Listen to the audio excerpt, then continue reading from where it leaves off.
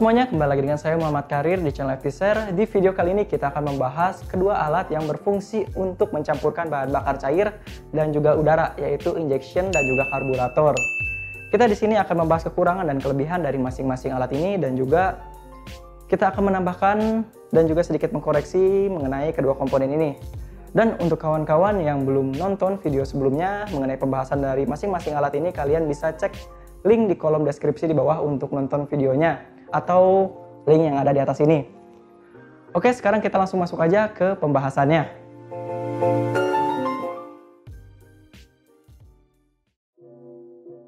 Pada dasarnya, kedua alat ini punya fungsi untuk mencampur bahan bakar dan udara dengan rasio yang tepat. Untuk karburator, proses pencampuran udara dengan bahan bakar cair bergantung pada gerakan piston saat proses hisap. Karena pada langkah ini, terjadi aliran udara dengan tekanan yang rendah di bagian intake, yang menyebabkan bergeraknya bensin melalui idle jet atau pilot jet dan juga main jet saat venturi terbuka. Karburator sangat bergantung pada putaran mesin. Semakin cepat piston bergerak, maka aliran udara akan semakin cepat juga. Hal ini menyebabkan semakin rendahnya tekanan udara di bagian venturi yang menyebabkan semakin banyaknya bahan bakar yang terhisap.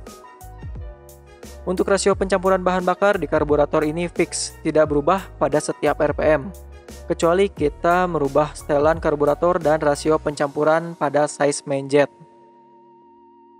Lalu untuk sistem injection, jumlah bahan bakar diatur oleh injektor melalui ECU atau Electronic Control Unit dengan menghitung input berdasarkan variabel-variabel data yang didapatkan dari beberapa sensor.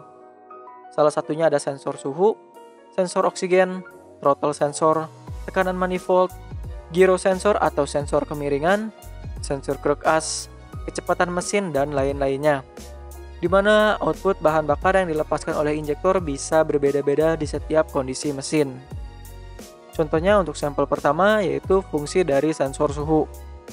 Saat mesin dihidupkan di keadaan dingin, ECU akan memberikan respon dengan memperpanjang durasi power listrik ke injektor dengan tujuan memberikan lebih banyak bahan bakar agar kendaraan bisa lebih cepat panas. Hal inilah yang menjadi alasan mesin injektor tidak memerlukan choke.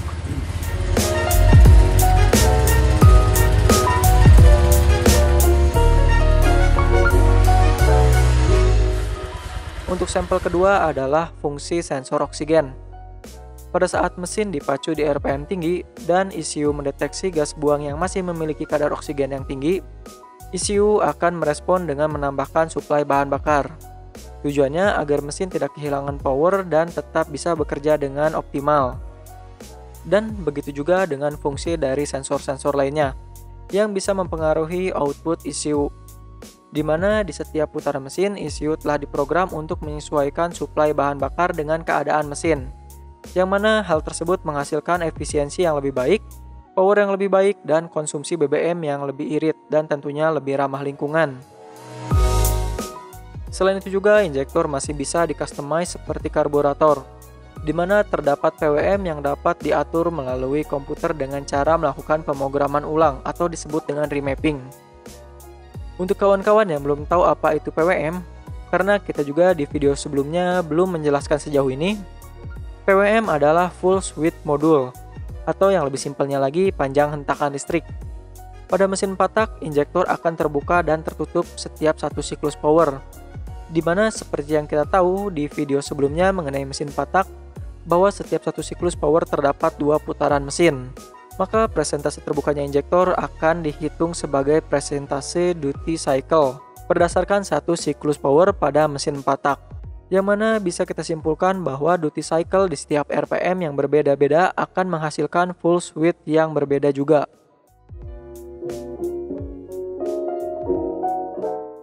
Jadi perlu diingat kembali, full switch adalah panjangnya waktu hentakan listrik. Pada kasus injektor, full switch di sini memiliki satuan milisecond. Sedangkan duty cycle adalah presentasi injektor terbuka berdasarkan satu siklus power dari mesin.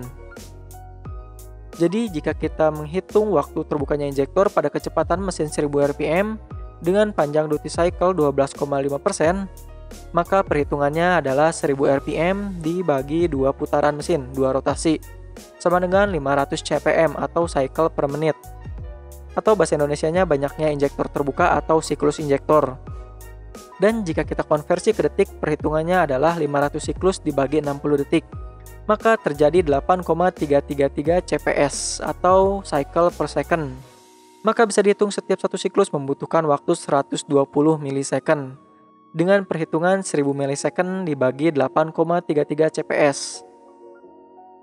Dan jika dihitung PWM-nya, maka perhitungannya adalah 120 milisecond dikali 12,5%. Sama dengan 15 milisecond setiap satu siklus injektor. Sebagai sampel lain, untuk kondisi mesin di kecepatan 5000 rpm, maka hasilnya adalah 3 milisecond.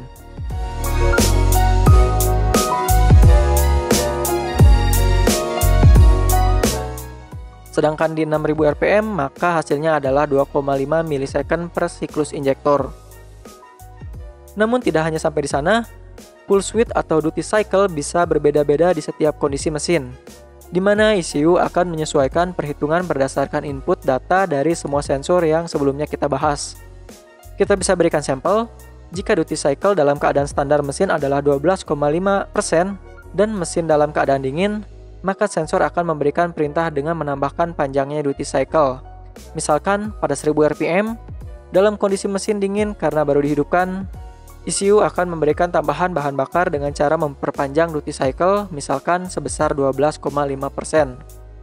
Maka hasil PWM-nya adalah yang mana artinya lebih banyak bahan bakar disuplai ke ruang pacu untuk meningkatkan ledakan hingga mesin mencapai suhu yang ideal.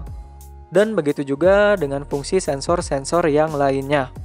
Yang mana tujuan dari semua sensor-sensor ini adalah memaksimalkan daya yang akan dihasilkan, agar mesin dapat bekerja dengan performa yang paling baik di segala kondisi dan di segala medan. Sekarang kita bahas kelebihan dan juga keterbatasan dari kedua komponen ini, mulai dari injection.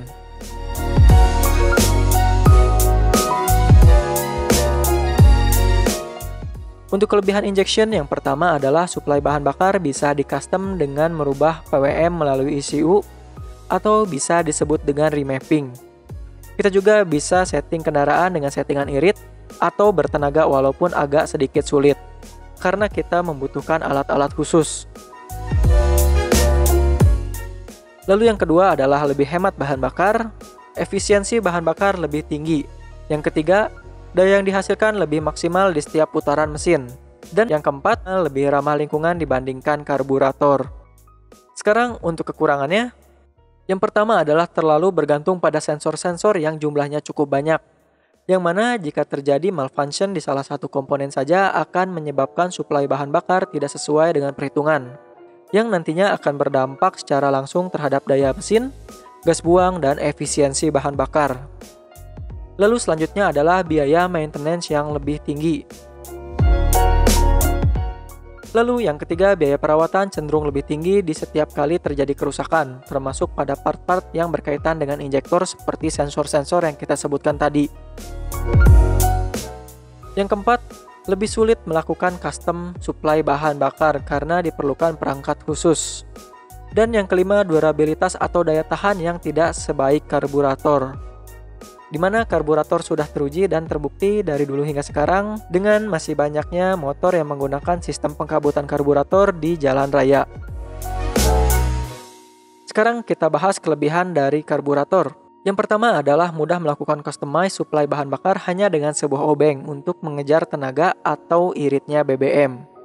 Yang kedua, durabilitas cenderung lebih baik dibandingkan injection.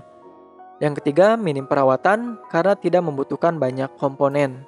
Dan yang keempat adalah kemudahan dalam menemukan bengkel yang bisa memperbaiki karburator jika terjadi masalah pada alat ini saat dalam perjalanan. Sedangkan untuk kekurangannya adalah yang pertama, emisi buang cenderung lebih tinggi. Yang kedua adalah lebih sulit mendapatkan settingan yang tepat antara tenaga dan efisiensi bahan bakar. Yang ketiga, cenderung lebih hambur bahan bakar dibanding injection. Dan yang keempat, daya kurang maksimal di beberapa putaran mesin. Oke, itu dia tadi kekurangan dan kelebihan dari kedua alat ini, injektor dan juga karburator. Kita nggak akan bahas kesimpulan karena setiap orang punya penilaian yang berbeda-beda sesuai sudut pandang dan kebutuhan masing-masing. Tapi untuk agan-agan yang mau sharing kesimpulan kalian masing-masing, berdasarkan pengalaman kalian juga, kalian bisa tulis di kolom komentar di bawah, supaya kita bisa diskusi dan dibaca oleh kawan-kawan yang lainnya, terutama untuk kawan-kawan yang masih bingung mau pilih karburator atau injection. Oke, mungkin sekian untuk informasi yang bisa kita berikan di video kali ini mengenai injection dan juga karburator. Jika kalian ada kritik, saran, dan juga pertanyaan, jangan ragu tulis di kolom komentar di bawah. Dan jika kalian merasa video ini bermanfaat, tekan juga tombol like dan share video ini kepada kerabat kawan kalian semua. Jangan lupa tekan tombol subscribe dan loncengnya, agar agan-agan semua nggak ketinggalan notifikasi setiap kita upload video baru. Dan tentunya hal tersebut membantu channel ini berkembang ke arah yang lebih baik lagi ke depannya. Saya Muhammad Karim undur diri, see you in the next video and thanks for watching.